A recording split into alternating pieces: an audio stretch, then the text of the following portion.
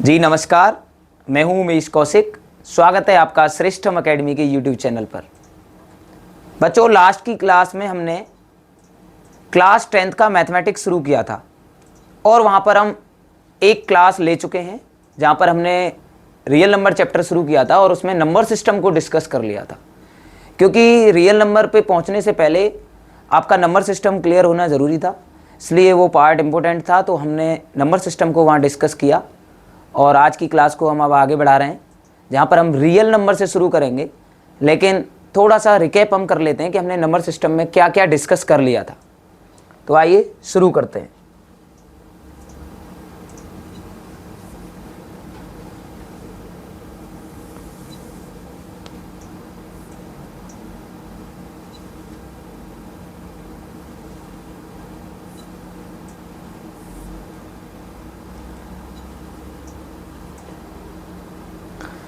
तो बच्चों, हमने जब नंबर सिस्टम शुरू किया था तो नंबर सिस्टम में सबसे पहले मैंने आपको नेचुरल नंबर्स के बारे में बताया था। नेचुरल नंबर्स के बारे में हमने क्या बताया था, डाल लेते हैं नंबर सिस्टम।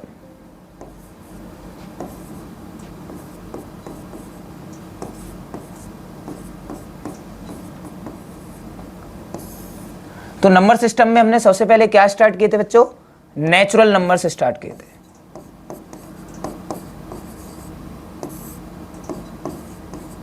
नेचुरल नंबर्स में मैंने आपको बताया था जितने भी बेटा काउंटिंग नंबर्स होते हैं। काउंटिंग नंबर्स क्या होते हैं, जहां से हम काउंटिंग स्टार्ट करते हैं। बेटा हमारी काउंटिंग कहां से शुरू होती है, 1 से शुरू होती है। तो मैंने आपको बताया था जो भी जितने भी काउंटिंग नंबर्स हैं उन्हें हम क्या कहते हैं, नेचुरल नंबर्स कहते हैं। क्या कहते हैं, नेचुरल नंबर्स कहते हैं। तो नेचुरल नंबर्स में क्या आ जाएंगे आपके 1 2 3 4 ... फिर मैंने आपको बताया था नंबर आपके जहां से भी शुरू होते हैं, जिस नंबर से आपके नंबर शुरू हो रहे हैं, जैसे हमारे नेचुरल नंबर कहां से शुरू हो रहे हैं, 1 से शुरू हो रहे हैं। तो बेटा जहां से भी हम शुरू होते हैं वो स्मॉलेस्ट होता है। तो यहां से हमारा क्या हो जाएगा, स्मॉलेस्ट नेचुरल नंबर क्या आ गया था, स्मॉलेस्ट नेचुरल नंबर आ गया था बेटा आपका 1। इसके बाद हमने क्या डिस्कस किए थे, इसके बाद हमने डिस्कस किए थे होल नंबर्स। क्या डिस्कस किए थे, होल नंबर्स। होल नंबर्स में मैंने आपको बताया था जब हम नेचुरल नंबर्स के साथ जीरो को इंक्लूड कर देते हैं तो उन्हें हम क्या कहते हैं, होल नंबर्स कहते हैं। तो हमारे होल नंबर्स कहां से शुरू हुए थे, 0 से शुरू हुए थे, 0 1 2 3 4 ... तो यहां से स्मॉलेस्ट होल नंबर क्या आ गया था, तो स्मॉलेस्ट होल नंबर 0 आ गया था। इसके बाद हमने क्या पढ़े थे बेटा, इसके बाद हमने पढ़े थे इंटीजर्स। क्या पढ़े थे, इंटीजर्स हमने पढ़े थे। इंटीजर्स में मैंने आपको क्या बताया था, इंटीजर्स में मैंने आपको बताया था all positive numbers and all negative numbers with 0। यानी जितने भी पॉजिटिव नंबर्स हैं और बीच में 0 और लेफ्ट साइड में नेगेटिव नंबर्स। एक तरीके से हमने नंबर लाइन ड्रॉ की थी जिसके मिड में हमने 0 रखा था, राइट हैंड पे हमने क्या रख लिए थे बेटा, पॉजिटिव नंबर्स रख लिए थे, और लेफ्ट हैंड पे क्या रख लिए थे, नेगेटिव नंबर्स हमने रख लिए थे। तो इन सबको हमने क्या कहा था, इंटीजर्स कहा था। क्या कहा था, इंटीजर्स। तो इंटीजर्स में क्या आते हैं, all positive numbers and all negative numbers with 0। फिर मैंने आपको बताया था कि जो पॉइंट वाले नंबर होते हैं या फ्रैक्शन वाले नंबर्स होते हैं बेटा, उन्हें हम इंटीजर्स में इंक्लूड नहीं करते। जैसे मैं आपसे पूछूं 4.5 क्या इंटीजर है, तो आंसर होगा नहीं। क्या 4/5 इंटीजर है, तो आंसर होगा नहीं। तो आपको इंटीजर्स में क्या रखना है, बस परफेक्ट नंबर्स को इंटीजर्स में हमने रखा था। इसके बाद हमने रैशनल नंबर डिस्कस किए थे। क्या डिस्कस किए थे, रैशनल नंबर्स हमने डिस्कस किए थे। रैशनल नंबर्स में मैंने आपको क्या बताया था, ऐसे नंबर्स जिन्हें हम P/Q की फॉर्म में रखते हैं और Q is not equal to 0 होता है। और मैंने बताया था यहाँ पर बेटा ये जो P एंड Q हैं ये क्या हैं, ये इंटीजर्स हैं। ये क्या हैं, इंटीजर्स हैं। सर इंटीजर्स हैं तो ये क्या क्या हो सकते हैं बेटा, ये पॉजिटिव भी हो सकते हैं और नेगेटिव भी हो सकते हैं। ये चीज़ें हमने वहाँ डिस्कस की थी। फॉर एग्जाम्पल हमने बहुत सारे एग्जाम्पल रैशनल नंबर्स के देखे थे, जैसे -4/5, 5/-6, 7/8, -8/-3। तो ये जब नेगेटिव भी आ जाए रैशनल नंबर में, फ्रैक्शन में, तो आपको डरना नहीं है, ये सब रैशनल नंबर ही होते हैं। क्योंकि हमने पढ़ रखा है डेफिनेशन में कि P और Q यहाँ पर क्या है, इंटीजर्स हैं। P एंड Q क्या है बेटा, सारे इंटीजर्स हैं, बस Q 0 नहीं हो सकता। तो 7/0 क्या रैशनल होगा, फिर हमने मना कर दिया था कि 7/0 रैशनल नहीं हो सकता क्योंकि इसके डिवाइड में क्या आ गया बेटा 0, और डेफिनेशन में हमें बताया गया कि Q is not equal to 0, क्योंकि नॉट डिफाइन वाली कंडीशन बन जाती है अगर नीचे डिवाइड में 0 आ जाता है। क्या 0/7 रैशनल होगा? हाँ ये होगा, न्यूमरेटर आपका 0 हो सकता है। फिर हमने नॉर्मल नंबर्स देखे, जैसे 5 देखा, 7 देखा, हमने पूछा क्या ये रैशनल नंबर्स हैं? हमने डिस्कस किया कि अगर P/Q की फॉर्म नहीं बन रही तो हम उसके नीचे क्या एज्यूम कर लेते हैं? 1 एज्यूम कर लेते हैं। तो कोई भी नंबर्स अगर नॉर्मल फॉर्म में भी लिखा है तो आप उसके नीचे एज्यूम में क्या डिनोमिनेटर कर लोगे? 1 एज्यूम कर लोगे, तो वो भी क्या हो जाएगा? रैशनल नंबर्स हो जाएगा। इसके लास्ट में हमने क्या डिस्कस किए थे? इरेशनल नंबर डिस्कस किए थे। क्या किए थे? Irrational numbers. इरेशनल नंबर्स में मैंने आपको क्या बताया था? इरेशनल नंबर्स में मैंने आपको बताया था ऐसे नंबर्स बेटा जिन्हें हम P/Q की फॉर्म में एक्सप्रेस नहीं करते। तो यहां कौन से नंबर आए थे बेटा? यहां पर आए थे ऐसे नंबर्स जिनकी परफेक्ट स्क्वायर रूट नहीं निकलते, जैसे √2, √3, √7, √5 etc। जब आप इनका स्क्वायर रूट निकालने जाते हैं तो इनके स्क्वायर रूट परफेक्ट नंबर में निकल के नहीं आते हैं। इनके स्क्वायर रूट किस में निकलते हैं बेटा? एक डेसिमल फॉर्म में निकलते हैं। और वो डेसिमल क्या आते हैं? Non terminating, non repeating decimal होते हैं। डेसिमल भी मैंने आपको 3 टाइप्स बताए थे। एक बताए थे टर्मिनेटिंग डेसिमल। टर्मिनेटिंग डेसिमल में हमने क्या पढ़ा था? मैंने कहा था ऐसे डेसिमल जो पॉइंट के बाद कुछ टाइम बाद रुक जाते हैं। टर्मिनेट मतलब रुक जाते हैं, उन्हें टर्मिनेटिंग डेसिमल कहते थे। फिर हमने पढ़े थे नॉन टर्मिनेटिंग रिपीटिंग डेसिमल। इसमें हमने क्या जाना था? सर ये टर्मिनेट तो नहीं करते लेकिन ये रिपीट करने लगते हैं। फॉर एग्जाम्पल जैसे हमने पढ़ा था 0.4444 ... ये नॉन टर्मिनेटिंग रिपीटिंग है कि ये टर्मिनेट भी नहीं किया लेकिन रिपीट कर रहा है। हमने टर्मिनेटिंग में क्या पढ़ा? जैसे 0.745 ये टर्मिनेट कर गया। एक तीसरे होते हैं नॉन टर्मिनेटिंग, नॉन रिपीटिंग। तो ये 3 टाइप के डेसिमल को हमने अच्छे से डिस्कस किया था। तो इस तरीके से हमने पहली क्लास में पूरे नंबर सिस्टम को क्लियर कर लिया था। अब आइए आज की क्लास में हम आगे बढ़ते हैं और अब आपके नंबर्स रह गए बेटा रियल नंबर्स। अब क्या आएंगे? आपके रियल नंबर्स। अब ये रियल नंबर्स क्या होते हैं बेटा? आज तक आपने अपनी लाइफ में जितने भी नंबर्स पढ़े, सर हमने क्या क्या नंबर पढ़े हैं अब तक? हमने बेटा नेचुरल नंबर्स पढ़े, हमने उसके बाद होल नंबर्स पढ़े, फिर हमने इंटीजर्स पढ़े, फिर रैशनल नंबर्स पढ़े, फिर इरेशनल नंबर्स पढ़े। यानी आपने प्लस के पढ़ लिए, माइनस के पढ़ लिए, जीरो भी पढ़ लिया, रूट वाले नंबर भी पढ़ लिए, डेसिमल वाले नंबर भी पढ़ लिए। ऐसा कोई नंबर नहीं रहा जो आज तक आपने डिस्कस नहीं किया, पढ़ा नहीं।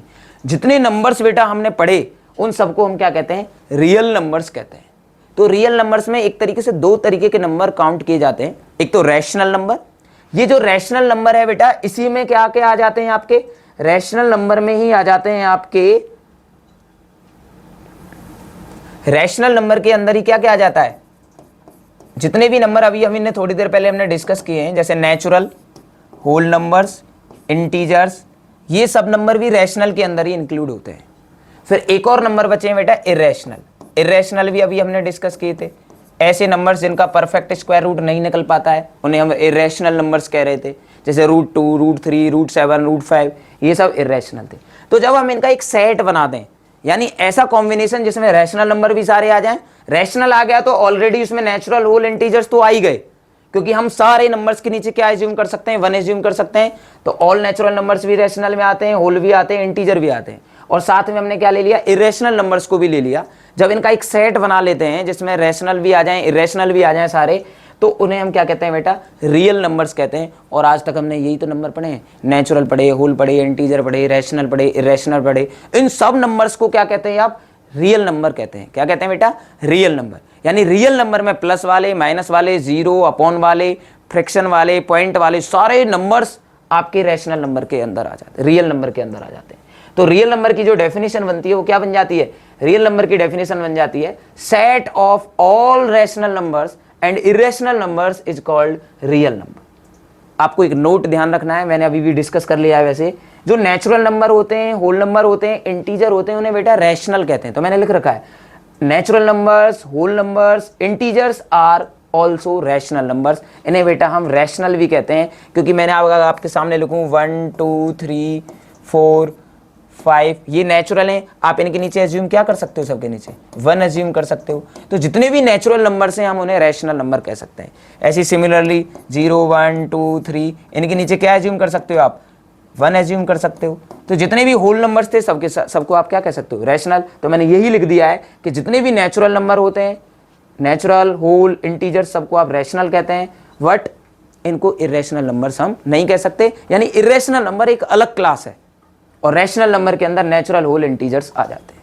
तो आपको ध्यान रखना है, रियल नंबर में set of all rational numbers and irrational numbers is called real numbers. ठीक है, तो अब हम पढ़ रहे हैं बेटा, रियल नंबर को हमने अच्छे से डिस्कस कर लिया है। अब हम नेक्स्ट नंबर पे मूव कर रहे हैं। बहुत इंपॉर्टेंट नंबर है आपकी 10th क्लास में, प्राइम नंबर्स के बारे में अब हम जानेंगे। प्राइम नंबर्स क्या होते हैं ये हम समझेंगे। बहुत इंपॉर्टेंट है बेटा, प्राइम नंबर से क्वेश्चन आना है, प्राइम फैक्टराइजेशन। अगर आपको प्राइम नंबर क्लियर होगा तो प्राइम फैक्टराइजेशन करने में बहुत आसानी होगी, कंपोजिट नंबर को पहचानना बहुत आसान होगा, और प्राइम नंबर जब आप जान जाओगे तो प्राइम नंबर को भी आसानी से आप आइडेंटिफाई कर सकते हैं। तो आइए जानते हैं प्राइम नंबर्स होते क्या हैं। प्राइम नंबर्स बेटा उस नंबर को कहते हैं, ऐसा नंबर जो डिवाइड हो, इट्स डिविजिबल हो इटसेल्फ और 1 से, यानी ऐसे नंबर्स जो केवल 1 से कटें या इटसेल्फ डिवाइड हो जाए, उन्हें हम प्राइम नंबर्स कहते हैं। आपको हमेशा ध्यान रखना है, prime number has only 2 factor, 1 and itself. एक तो 1 उसका फैक्टर होता है और एक इटसेल्फ होता है, वो और किसी से कटता नहीं है सर, केवल 1 से कटेगा या अपने आप से कटेगा, उसे हम क्या कहते हैं बेटा, प्राइम नंबर कहते हैं। सीबीएसई बार बार पूछता है prime numbers, how many factors has prime number, prime number के कितने फैक्टर होते हैं, तो प्राइम नंबर के बेटा ओनली 2 फैक्टर होते हैं, एक तो 1 होता है और एक इटसेल्फ होता है। तो क्या डेफिनेशन बन जाएगी, अ नेचुरल नंबर, एक ऐसा नेचुरल नंबर जो डिविजिबल हो, किससे, 1 से एंड द इटसेल्फ। ऐसा नेचुरल नंबर जो 1 से डिविजिबल हो और इटसेल्फ डिविजिबल हो, उसे हम क्या कहते हैं बेटा, उसे हम प्राइम नंबर कहते हैं। क्या कहते हैं, प्राइम नंबर कहते हैं। तो अब आप सोच सकते हैं, आराम से दिमाग लगा सकते हैं, तो प्राइम नंबर में क्या क्या आ जाएगा बेटा। अगर मैं 2 की बात करूं, हम 2 को देखें तो 2 बताओ किस किस से कट रहा है, एक तो 1 से डिवाइड हो रहा है और एक 2 से, तो ये 1 इसका फैक्टर है और एक इटसेल्फ इसका फैक्टर है। 2 को और कोई नंबर डिवाइड कर ही नहीं सकता, तो हम 2 को किसकी कैटेगरी में रखेंगे बेटा, प्राइम नंबर की कैटेगरी में रखेंगे। ऐसे सिमिलरली 3 को हम किस कैटेगरी में रखेंगे, 3 को देखते हैं, 3 को 1 डिवाइड करेगा और 3 डिवाइड करेगा। और मैंने अभी आपको बताया, नंबर जो अपने आप से कटे और 1 से कटे उसी को प्राइम कहते हैं, तो 3 भी क्या हो जाएगा बेटा, प्राइम हो जाएगा। सिमिलरली 5 भी हो जाएगा। क्या 6 हो जाएगा सर प्राइम, आइए चेक करते हैं। तो हमने बेटा जब 6 को डिवाइड किया तो ये 1 से डिवाइड हो गया, ये 2 से डिवाइड हो गया, ये 3 से डिवाइड हो गया, और ये किससे हो गया बेटा, 6 से डिवाइड हो गया। तो यहां पर हम क्या देख रहे हैं कि 6 के मोर देन 2 फैक्टर है, इटसेल्फ और 6 से अलावा 1 और इटसेल्फ से अलावा 2 और 3 ऐसे नंबर्स हैं जो 6 को डिवाइड कर रहे हैं। तो बेटा हम 6 को प्राइम नंबर की कैटेगरी में नहीं रख सकते।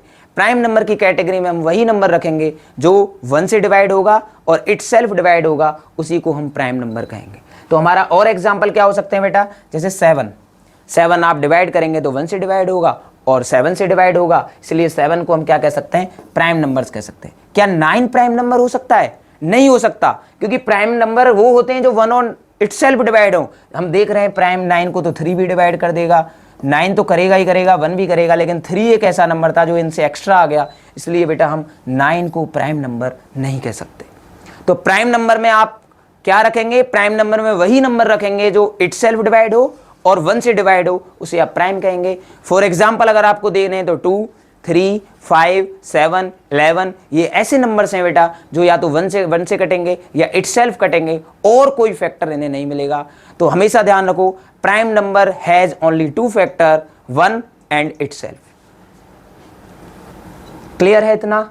तो अब हम प्राइम नंबर में यहां पर भी मैंने बहुत सारे एग्जांपल ले रख रहे हैं, 2, 3, 5, 7, 11, 13, 17, 19, 23, 29, ये सब प्राइम नंबर्स हैं। अब हम यहाँ पर एक चीज ऑब्जर्व कर रहे हैं, मैंने बताया था साइंस और मैथमेटिक्स ऑब्जर्व करने के सब्जेक्ट हैं। हम क्या ऑब्जर्व कर रहे हैं सर, कि हमने सर यहाँ पर 1 को नहीं लिया। हमने 1 को क्यों नहीं लिया, 1 प्राइम नहीं होता क्या, मैंने अभी आपको बताया प्राइम नंबर्स के 2 फैक्टर होते हैं और वो फैक्टर डिस्टिंक्ट होने चाहिए। अगर हम 1 की बात करें तो बेटा 1 से ही डिवाइड होता है और दूसरा नंबर कोई डिस्टिंक्ट आपके पास है नहीं, इसलिए 1 को हम प्राइम की कैटेगरी में नहीं रख सकते, क्योंकि प्राइम नंबर होने के लिए 2 फैक्टर होना जरूरी है और हमारे 1 के पास केवल 1 ही एक ही फैक्टर है, इसके बाद दूसरा फैक्टर है नहीं, इसलिए हम 1 को प्राइम नहीं कह सकते। तो हमारे प्राइम नंबर कहां से शुरू हुए हैं, 2 से शुरू हुए हैं सर। 2, 3, 5, 7, 11, 13, 15, 17, 19, 23। और मैंने आपको एक चीज बताई थी, नंबर्स बेटा जहां से शुरू होते हैं वही आपका स्मॉलेस्ट नंबर होता है, और सीबीएसई बार बार पूछता है स्मॉलेस्ट प्राइम नंबर इज, तो आंसर क्या होगा बेटा आपका 2 होगा। 1 is not prime, one prime नहीं होता, ये ध्यान रखना है। और बेटा ऑप्शन में जब क्वेश्चन आता है एमसीक्यू में, तो फर्स्ट एमसीक्यू में पहला ऑप्शन आपको वन ही मिलता है और आपको वन को लगाना नहीं है, ये ध्यान रखना है, क्योंकि वन प्राइम नहीं होता। प्राइम नंबर हमारे कहां से शुरू होते हैं? 2 से शुरू होते हैं। कहां से शुरू होते हैं? 2 से। तो नोट में आपको ध्यान रखना है 2 इज स्मॉलेस्ट प्राइम नंबर। बार बार पूछा जाता है, अगर आप 10th के अलावा भी कोई भी अदर कॉम्पिटिटिव एग्जाम दोगे तो वहां भी आपका यूज आता है प्राइम नंबर का, तो हमेशा ध्यान रखो 2 इज स्मॉलेस्ट प्राइम नंबर। 1 क्यों नहीं होता सर? क्योंकि बेटा 1 के पास ओनली एक फैक्टर है और प्राइम होने के लिए कितने फैक्टर चाहिए? 2 फैक्टर चाहिए। 1 बेचारे के पास एक ही फैक्टर था, इसलिए हम 1 को प्राइम नंबर नहीं कह सकते। और याद रखेंगे क्या?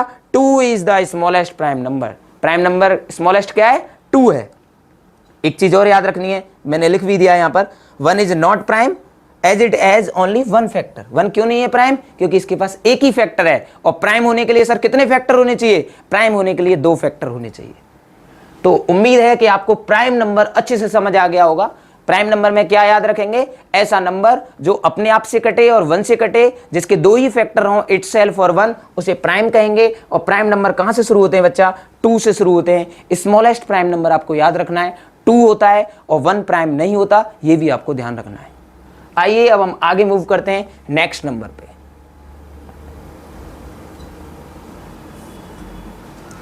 बेटा अगला आता है कंपोजिट नंबर। अब हम क्या डिस्कस करेंगे? कंपोजिट नंबर को हम डिस्कस करेंगे।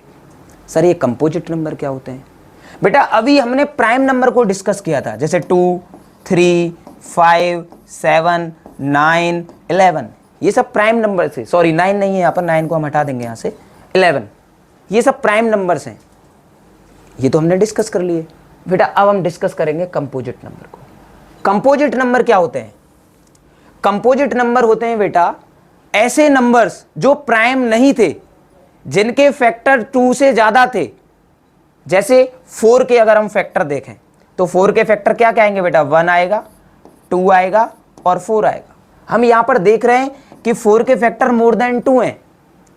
इटसेल्फ और 1 को छोड़ के एक 2 भी ऐसा फैक्टर है जो 4 को डिवाइड कर देता है। तो जो आपके कंपोजिट नंबर होते हैं बेटा, कंपोजिट नंबर के 2 से ज्यादा फैक्टर होते हैं। इटसेल्फ और 1 तो होगा ही होगा, उसके अतिरिक्त एक्स्ट्रा में भी और फैक्टर होते हैं। यानी कंपोजिट नंबर आप उसे कहेंगे ऐसा नंबर जो प्राइम नहीं है, जिसके फैक्टर 2 से ज्यादा हैं। 1 और इटसेल्फ तो ही है, उनके अलावा और कोई भी फैक्टर वो रख रहा है, तो उसे हम क्या कहेंगे बेटा? कंपोजिट नंबर कहेंगे। तो कंपोजिट नंबर क्या होता है? A natural number which are divisible by 1। एक तो 1 से डिवाइड हो, itself and any other number, ऐसा नंबर जो 1 से डिवाइड हो, इटसेल्फ डिवाइड हो और किसी और नंबर से भी वो डिवाइड हो जाता है, तो बेटा उसे हम क्या कहते हैं? कंपोजिट नंबर कहते हैं। जैसे मैंने लिखा 6 को चेक करते हैं क्या ये प्राइम है या कंपोजिट। हमने इन्हें डिवाइड करना शुरू किया, ये 1 से डिवाइड हो जाएगा, ये 2 से डिवाइड हो जाएगा, ये 3 से डिवाइड हो जाएगा, ये 6 से डिवाइड हो जाएगा। हम देख रहे हैं 1 और इटसेल्फ से अलावा इसके 2 और 3 और भी फैक्टर हैं, तो इसे हम प्राइम नहीं कहेंगे। क्या कहेंगे बेटा? फिर इसे कंपोजिट नंबर कहेंगे। क्या कहेंगे? कंपोजिट नंबर हम इसे कहेंगे, क्योंकि कंपोजिट नंबर के पास, composite number has more than 2 factor. Composite number के 2 से ज्यादा फैक्टर होते हैं। इटसेल्फ और 1 तो होता ही होता है, उसके अलावा और फैक्टर होते हैं। तो हमें ध्यान रखना है कंपोजिट नंबर क्या रहा होता है? कंपोजिट नंबर होता है जिसके फैक्टर 2 से ज्यादा हो। अब अभी हमने देखा था कि 2 और 3 तो प्राइम थे, इसके बाद क्या आया? 4, फिर क्या आएगा? 5। तो अगर हम 1 2 3 की बात करते हैं, 1 2 3 4 5, तो यहां पर हम देख रहे हैं 1 को तो ना हम प्राइम कह सकते हैं ना कंपोजिट, क्योंकि इसके पास तो ओनली 1 फैक्टर है। ये तो प्राइम की कंडीशन को भी सेटिस्फाई नहीं कर रहा है। फिर हम 2 के पास गए, 2 में हमने क्या देखा? इसके 2 ही फैक्टर हैं, 1 और 2, तो इसे हम प्राइम कहेंगे। ऐसे 3 को भी बेटा हम क्या कहेंगे? प्राइम कहेंगे। लेकिन 4 को हम देख रहे हैं तो इस पे 1 है, 4 है, 2 है, इसके मोर देन 2 फैक्टर हैं, तो इसे हम प्राइम ना कह के बेटा क्या कहेंगे? कंपोजिट नंबर कहेंगे, क्योंकि ये 1 और 4 के अलावा 2 से भी डिवाइड हो जाएगा। तो हमारे कंपोजिट नंबर कहां से शुरू होंगे? 4 से शुरू होंगे सर, क्योंकि 2 और 3 तो प्राइम थे, 1 को हम कुछ कह नहीं सकते। तो हमारे कंपोजिट नंबर कहां से शुरू हुए? 4 से शुरू हुए।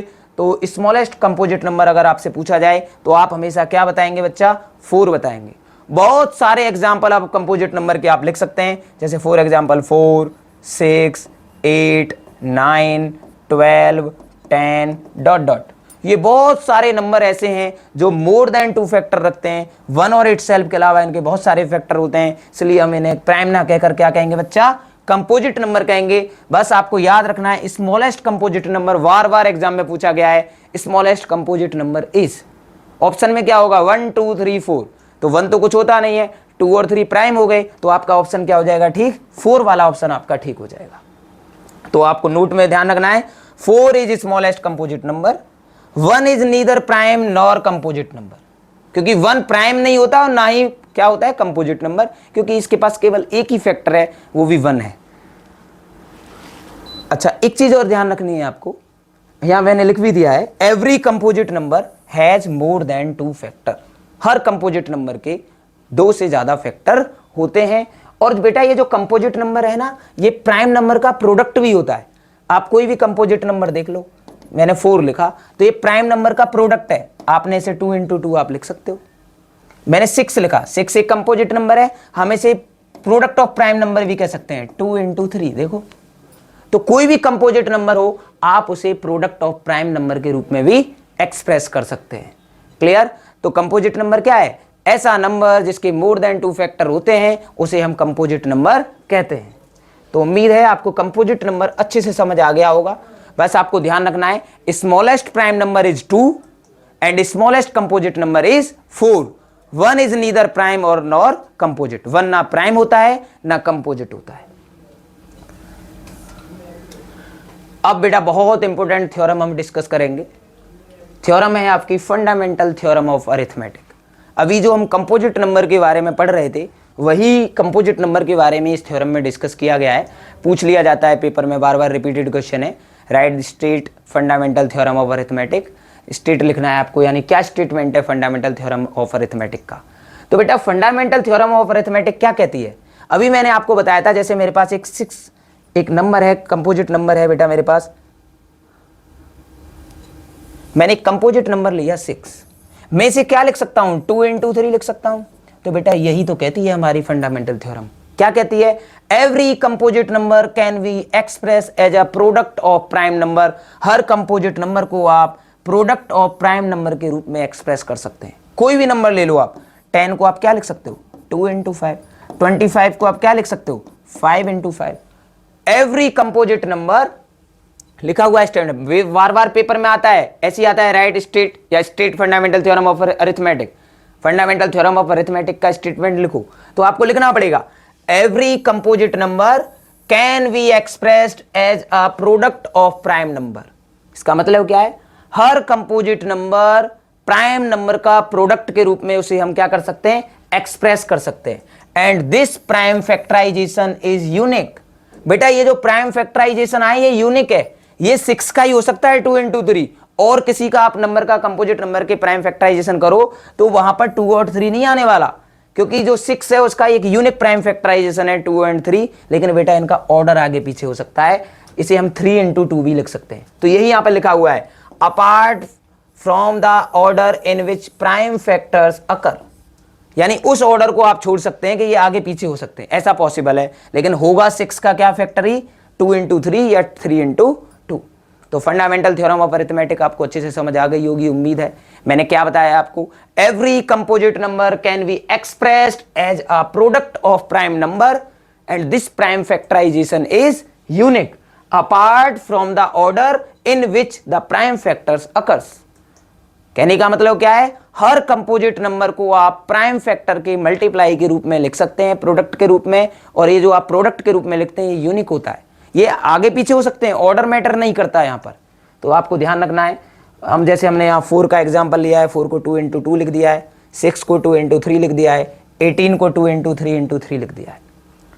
तो ऐसे ही हमें अब बहुत सारे क्वेश्चंस हमें पेपर में मिलते हैं, आप बुक खोलेंगे तो बुक में भी मिलेंगे, आपको प्राइम नंबर एक कंपोजिट नंबर दे देगा और कहेगा इसे एक्सप्रेस करो प्रोडक्ट ऑफ प्राइम के रूप में। किसके रूप में करना है बेटा आपको, प्रोडक्ट ऑफ प्राइम के रूप में। तो आपको बहुत सारे एग्जाम्पल में आपको मिलेंगे। आइए हम कुछ क्वेश्चन डिस्कस करते हैं। जैसे दे देंगे बेटा वो आपको 140, कहेंगे 140 के एक 140 कंपोजिट नंबर दे देगा, कहेगा इसके प्रोडक्ट ऑफ प्राइम के रूप में इसे एक्सप्रेस करो। हमेशा याद रखो, अगर कोई नंबर आपको दे रखा है और उसे प्रोडक्ट ऑफ प्राइम के रूप में एक्सप्रेस करवा रहा है तो इसका मतलब वो कंपोजिट नंबर है। कंपोजिट नंबर दे रहा है और कह रहा है इसे एक्सप्रेस करो प्रोडक्ट ऑफ प्राइम के रूप में, इसका मतलब वो आपसे जानना चाहता है बेटा कि ये 140 किस किस प्राइम नंबर का प्रोडक्ट है। तो आइए हम चेक करते हैं, और हम सबसे पहले शुरू कहां से करेंगे बेटा, 2 से शुरू करेंगे, क्योंकि हमारे प्राइम नंबर सर 2 से ही शुरू होते हैं। और हमें डिविजिबिलिटी रूल भी आना चाहिए। 2 से डिविजिबिलिटी का रूल क्या है, अगर आपका यूनिट प्लेस पे या तो 0 हो या कोई नंबर ऐसा हो जो 2 से डिवाइड हो जाए तो वो पूरा कंप्लीट नंबर 2 से डिवाइड हो जाता है। तो हम 2 से जब इसे डिवाइड करेंगे तो बेटा 2 7 जा 14 और 0, फिर हम 17 जाएगा 2 से, हाँ हो जाएगा डिविजिबल सर, क्योंकि यूनिट प्लेस पे 0 है। तो 2 से करते हैं, 2 3 जा 6, कितना बचा रिमाइंडर 1, यहाँ लगाया है 2 5 जा 10। अब क्या ये 2 से डिवाइड होगा बेटा, अब नहीं होगा, क्योंकि यूनिट प्लेस पे अब आपका इवन नंबर नहीं दे रखा। तो अब ये 5 से होगा। क्या 3 से हो सकता था सर, 3 से बेटा कब होता है, 3 का डिविजिबिलिटी रूल होना चाहिए आपको पता। क्या करते हैं 3 के डिविजिबिलिटी के रूल के लिए, हम 3 और 5 को ऐड करेंगे इसके डिजिट्स को, आंसर कितना आ रहा है 8, और ये 3 से डिवाइड नहीं होता।